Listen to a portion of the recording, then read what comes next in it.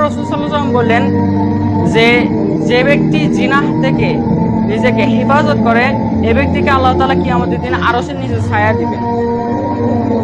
এখন জিনা আমাদের অহরহ চলছে। এখন আপনি বলেন জিনা কিভাবে হয়? রাসূল সাল্লাল্লাহু আলাইহি ওয়াসাল্লাম একবার বললেন, আবু হুরায়রা রাদিয়াল্লাহু আনহু থেকে বর্ণিত, তিনি বলেন রাসূল সাল্লাল্লাহু আলাইহি ওয়াসাল্লাম একবার বললেন যে প্রত্যেকটা মানুষ জিনার সাথে সম্পৃক্ত, প্রত্যেকটা মানুষ জিনা করে। সাহাবীরা অবাক হয়ে বলল, ইয়া রাসূলুল্লাহ, হে আল্লাহর রাসূল, এটা কিভাবে সম্ভব যে প্রত্যেকটা মানুষ জিনা করে? তখন রাসূল সাল্লাল্লাহু আলাইহি ওয়াসাল্লাম বললেন, চোখের জিনা দেখা, আপনি চোখ দিয়ে অশ্লীল ভিডিও দেখছেন, এটি হচ্ছে চোখের জিনা। কানের জিনা শোনা, আপনি কান দিয়ে গান শুনছেন, আর এটা হচ্ছে কানের জিনা। আপনি এরপর রাসূল সাল্লাল্লাহু আলাইহি ওয়াসাল্লাম বললেন মুখের জিনা বলা, আপনি মুখ দিয়ে অশ্লীল খারাপ কাজ এর কথা বলছেন, আপনি মুখ দিয়ে ফাহিশা কথা বলছেন।